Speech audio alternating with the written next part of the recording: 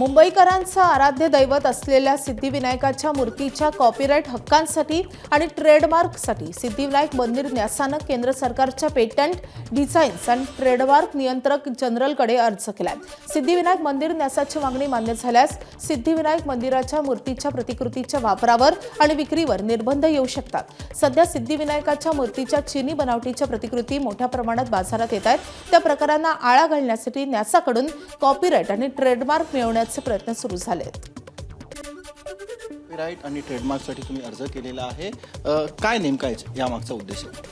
सिद्धिविनायक न्यासाच्या वतीने कॉपीराईट्स आणि ट्रेडमार्कसाठी आम्ही शासनाकडे अर्ज केलेला आहे। त्यामागची कल्पना अशी आहे की आज सिद्धिविनायक हे जगभरातलं दैवत आहे आणि या फोटोचे किंवा ते जे मूर्ती आहेत याची वेगवेगळी स्वरूपं ही सिद्धिविनायकाच्या नावाने ही वेगवेगळी लोक वापरासाठी आणि व्यापारासाठी उपयोग करतात। तर सिद्धिविनायकाचं हे अधिकृत आमचं ही मूर्ती आहे आणि त्यामुळे या मूर्तीची छेडछाड कोणी करू नये आणि त्याचा व्यापार कोणी करू नये व्यावसायिक, अशा प्रकारची भावना याच्यामुळे आहे। बाजारात चायनीज बनवण्यात आलेल्या सिद्धिविनायक बाप्पाच्या मूर्ती देखील आहेत, तर या सगळ्यावर या ट्रेडमार्क आणि कॉपीराईटमुळे आळा बसेल असं वाटतं?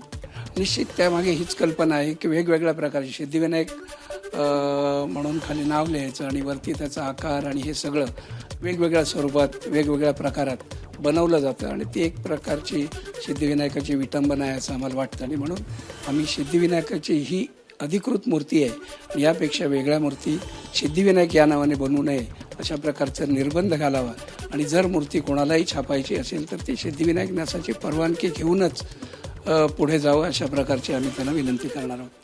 चायनीज मूर्त्या देखील उपलब्ध असतात आणि यावरती कुठे ना कुठे आळा बसावा म्हणून न्यासाच्या वतीने बाप्पाच्या मूर्तीचं ट्रेडमार्क आणि कॉपीराईट घेण्याच्या हालचाली आता सुरू झालेल्या आहेत। व्हिडिओ जर्नलिस्ट अजित कदमसह सचिन गाड, ABP माझा, मुंबई।